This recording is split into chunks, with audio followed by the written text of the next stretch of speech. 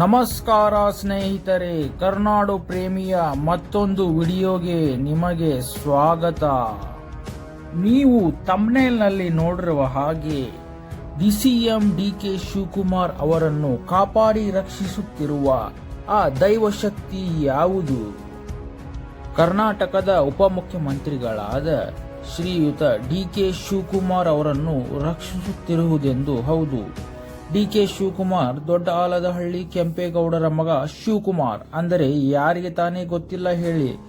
ಇವರನ್ನು ಕನಕಪುರದ ಬಂಡೆ, trouble shooter ಮತ್ತು MLA ಸೇವರ್, ದೊಡ್ಡ ಕಾಂಗ್ರೆಸ್ ಲೀಡರ್ ಅಂತೆಲ್ಲ ಕರೀತಾರೆ. ಹೌದು, ಮತ್ತು ಈ ಡಿಕೆ ಶಿವಕುಮಾರ್ ಅವರು ಪ್ರಸ್ತುತ ಈಗ ರಾಮನಗರ ಜಿಲ್ಲೆಯ ಕನಕಪುರ ತಾಲೂಕಿನ ಶಾಸಕರಾಗಿದ್ದು, ಇವರು ಕರ್ನಾಟಕ ರಾಜ್ಯದ ಡೆಪ್ಯೂಟಿ ಚೀಫ್ ಮಿನಿಸ್ಟರ್ ಅಂದರೆ ಉಪಮುಖ್ಯಮಂತ್ರಿಗಳಾಗಿದ್ದು ಮತ್ತು ಬೆಂಗಳೂರು ನಗರಕ್ಕೆ ಜಿಲ್ಲಾ ಉಸ್ತುವಾರಿ ಸಚಿವರಾಗಿದ್ದಾರೆ. ಮತ್ತೆ ಇವರ ಬಗ್ಗೆ ಹೇಳುವುದಾದರೆ ಬಿಜೆಪಿಯವರು ಇವರಿಗೆ ತಮ್ಮ ಕೈಯಲ್ಲಿರುವ ಡಿಪಾರ್ಟ್ಮೆಂಟ್ ಅಂದರೆ ಸೆಂಟ್ರಲ್ ಗೌರ್ಮೆಂಟ್ ಕೈಯಲ್ಲಿರುವ ಎನ್ಫೋರ್ಸ್ಮೆಂಟ್ ಡಿಪಾರ್ಟ್ಮೆಂಟ್ ಅಂದರೆ ಇಡಿ ಮತ್ತು ಇನ್ಕಮ್ ಟ್ಯಾಕ್ಸ್ ಡಿಪಾರ್ಟ್ಮೆಂಟ್ಗಳು ಮತ್ತು ಇನ್ನು ಅನೇಕ ಡಿಪಾರ್ಟ್ಮೆಂಟ್ಗಳಿಂದ ಡಿಕೆ ಶಿವಕುಮಾರ್ ಅವರಿಗೆ ಕಿರುಕುಳ ನೀಡಿದರು. ಶಿವಕುಮಾರ್ ಅವರು ಇದ್ಯಾವುದಕ್ಕೂ ಬಗ್ಗದೆ, ಜಗ್ಗದೆ, ಅಂಜದೆ, ಅಳುಕದೆ ಇವನ್ನೆಲ್ಲವನ್ನು ಧೈರ್ಯವಾಗಿ ಎದುರಿಸಿದರು. ಮತ್ತು ಇವರನ್ನು ಕೆಲವೊಂದಿಷ್ಟು ಬಿಜೆಪಿ ನಾಯಕರು ಷಡ್ಯಂತ್ರ ಮಾಡಿ ತಿಹಾರ್ ಜೈಲಿಗೂ ಕಳುಹಿಸಿದರು. ಆದರೂ ಇವರು ಆತ್ಮಸ್ಥೈರ್ಯ ಕುಗ್ಗಲಿಲ್ಲ. ಇವರು ತಿಹಾರ್ ಜೈಲಿನಿಂದ ಅಕ್ಟೋಬರ್ 23, 2019 ಜಾಮೀನಿನ ಮೇಲೆ ಹೊರಬಂದರು. ಕರ್ನಾಟಕ ರಾಜ್ಯದಲ್ಲಿ ಕಾಂಗ್ರೆಸ್ ಪರ ಪ್ರತಿ ಜಿಲ್ಲೆ, ತಾಲೂಕು, ಹಳ್ಳಿಗಳಲ್ಲಿ ಕಾಂಗ್ರೆಸ್ಸಿನ ಗ್ಯಾರಂಟಿ ಯೋಜನೆಗಳ ಬಗ್ಗೆ ಜನರಿಗೆ ಮಾಹಿತಿ ತಲುಪಿಸಿ ಕಾಂಗ್ರೆಸ್ ಪರ ಬಲು ಭರ್ಜರಿ ಪ್ರಚಾರ ಮಾಡಿ 2023ರಲ್ಲಿ ಕರ್ನಾಟಕದಲ್ಲಿ ಕಾಂಗ್ರೆಸ್ ಪಕ್ಷವನ್ನು ಅಧಿಕಾರಕ್ಕೆ ತರುವಲ್ಲಿ ಡಿಕೆ ಶಿವಕುಮಾರ್ ಅವರು ಯಶಸ್ವಿಯಾದರು. ಸ್ನೇಹಿತರೆ, ಆದರೆ ಈಗ ನಿಮ್ಮ ತಲೆಯಲ್ಲಿ ಓಡುತ್ತಿರುವ ಪ್ರಶ್ನೆ ನಮಗೆ ಅರ್ಥವಾಗುತ್ತಿದೆ. ಅದೇನೆಂದರೆ ಡಿಸಿಎಂ ಡಿಕೆ ಶಿವಕುಮಾರ್ ಅವರನ್ನು ಕಾಪಾಡಿ ರಕ್ಷಿಸುತ್ತಿರುವ ಆ ದೈವಶಕ್ತಿ ಯಾವುದೆಂದು. ಅದುವೇ ಈ ಕಬ್ಬಾಳಮ್ಮ ದೇವಿಯ ಶಕ್ತಿ. ಹೌದು, ಈ ಕಬ್ಬಾಳಮ್ಮ ದೇವಿಯ ಆಶೀರ್ವಾದ ಸದಾ ಡಿಕೆ ಶಿವಕುಮಾರ್ ಅವರ ಮೇಲೆ ಇರುತ್ತದೆ. ಈ ಆದಿದೇವತೆ ಕಬ್ಬಾಳಮ್ಮನ ಶಕ್ತಿಯು ಡಿಕೆ ಶಿವಕುಮಾರ್ ಅವರನ್ನು ದೊಡ್ಡ ದೊಡ್ಡ ಆಪತ್ತುಗಳಿಂದ ಕಾಪಾಡಿ ರಕ್ಷಿಸುತ್ತದೆ.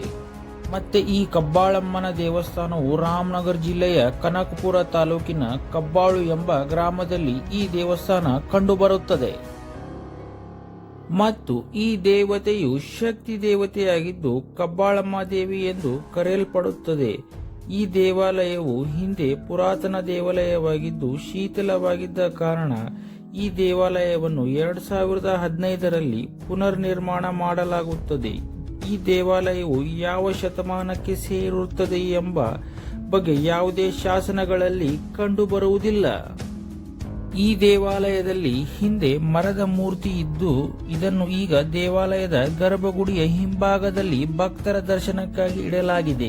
2015ರಲ್ಲಿ ಪುನರ್ ನಿರ್ಮಾಣ ಮಾಡಿದಾಗ ಮರದ ಮೂರ್ತಿಯನ್ನು ತೆಗೆದು ಶಿಲೆಯನ್ನು ಪ್ರತಿಷ್ಠಾಪನೆ ಮಾಡಲಾಗಿದೆ ಮತ್ತು ಪ್ರತಿ ಅಮಾವಾಸ್ಯೆಯ ದಿನದಂದು ಹೆಚ್ಚು ಮಂದಿ ಭಕ್ತರು ದೇವಾಲಯಕ್ಕೆ ಆಗಮಿಸಿ ದೇವಿಯ ದರ್ಶನವನ್ನು ಪಡೆದು ದೃಷ್ಟಿ ಪರಿಹಾರವಾದ ಯಂತ್ರ ತಾಯಿತ ಕಟ್ಟಿಸಿಕೊಳ್ಳುವುದು ಇಲ್ಲಿನ ವಿಶೇಷತೆಯಾಗಿದೆ.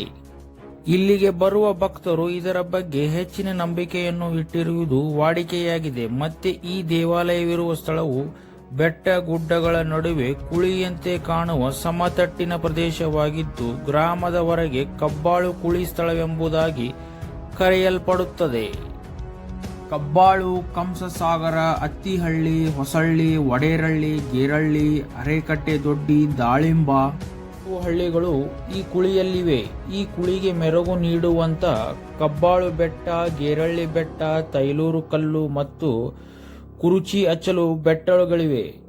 ಕಬ್ಬಾಳು ಗ್ರಾಮದ ಪಶ್ಚಿಮದಲ್ಲಿರುವ ಕಬ್ಬಾಳು ದುರ್ಗ ಸಾಕಷ್ಟು ಎತ್ತರ ಇರುವುದರಿಂದ ಈ ಬೆಟ್ಟದ ಮೇಲಿಂದ ಕಾಣುವ ದೃಶ್ಯಗಳು ನಯನ ಮನೋಹರವಾಗಿದೆ. ಅನ್ಯ ಭಾಗದಲ್ಲಿ ಕಬ್ಬಾಳು ಗ್ರಾಮವಿದೆ. ಹಳೆ ಕಬ್ಬಾಳು ಮತ್ತು ಹೊಸ ಕಬ್ಬಾಳು ಗ್ರಾಮಗಳು ಅಕ್ಕಪಕ್ಕದಲ್ಲಿದ್ದರೂ ದೇವಾಲಯವಿರುವುದು ಹಳೆ ಕಬ್ಬಾಳು ಗ್ರಾಮದಲ್ಲಿ ಪೂರ್ವಾಭಿಮುಖವಾಗಿ ಇರುತ್ತದೆ. ಈ ದೇವಾಲಯದ ಹಿಂಬದಿ ಇರುವ ಬೆಟ್ಟವು ಶಂಖಾಕಾರದ ಬೆಟ್ಟದಂತೆ ಭಾಸವಾಗುತ್ತದೆ. ದೇವಾಲಯದ ಈಶಾನ್ಯದ ದಿಕ್ಕಿನಲ್ಲಿ ಹೊಸದಾಗಿ ಕಲ್ಯಾಣಿಯನ್ನು ನಿರ್ಮಿಸಲಾಗಿದೆ ಮತ್ತು ಈ ದೇವಾಲಯವನ್ನು ಶಿಲೆಯಿಂದ ಹೊಸದಾಗಿ ಪುನರ್ನಿರ್ಮಿಸುವುದರಿಂದ ನೋಡಲು ಮನೋಹರವಾಗಿರುತ್ತದೆ. ಒಟ್ಟಿನಲ್ಲಿ ಈ ದೇವಸ್ಥಾನದ ಅಧಿದೇವತೆಯಿಂದ ಕಬ್ಬಾಳಮ್ಮಳು ಬಹಳನೇ ಅಂದರೆ ತುಂಬಾನೇ ಶಕ್ತಿಯುತವಾದಂಥ ದೇವತೆಯಾಗಿದ್ದಾಳೆಂದು ರಾಮನಗರ ಜಿಲ್ಲೆಯ ಹಾಗೂ ಕರ್ನಾಟಕದ ಜನರು ನಂಬುತ್ತಾರೆ. ಈ ಕಬ್ಬಾಳಮ್ಮನ ದೇವಸ್ಥಾನಕ್ಕೆ ಬರುವ ಭಕ್ತರು ತಮ್ಮ ವೈಯಕ್ತಿಕ ವಾಹನಗಳಿಂದ ಮತ್ತು ಸರ್ಕಾರಿ KSRTC ಬಸ್ಗಳಿಂದ ಮೂಲಕ ಬಂದು ತಲುಪಬಹುದಾಗಿದೆ. ಈ ದೇವಸ್ಥಾನದ ಸಮಯವು ಬೆಳಗ್ಗೆ 6:30ರಿಂದ ಸಾಯಂಕಾಲ 7:30ರವರೆಗೆ ತೆರೆದಿರುತ್ತದೆ. ರಾತ್ರಿ 8 ಗಂಟೆಗೆ ದೇವಸ್ಥಾನ ಬಾಗಿಲನ್ನು ಮುಚ್ಚಲ್ಪಡುತ್ತದೆ. ಪ್ರವಾಸಿಗರು ಸಾಯಂಕಾಲ 7:30ರ ಒಳಗೆ ಹೋಗಿ ಬರಬೇಕಾಗುತ್ತದೆ. ಫ್ರೆಂಡ್ಸ್, ವಿಡಿಯೋ ಇಷ್ಟ ಆದರೆ ಲೈಕ್ ಮಾಡಿ, ಶೇರ್ ಮಾಡಿ, ಚಾನೆಲ್ನ ಸಬ್ಸ್ಕ್ರೈಬ್ ಮಾಡಿ, ಪಕ್ಕದಲ್ಲಿರುವ ಬೆಲ್ ಐಕಾನ್ನ ಪ್ರೆಸ್ ಮಾಡಿ. Thank you for watching friends.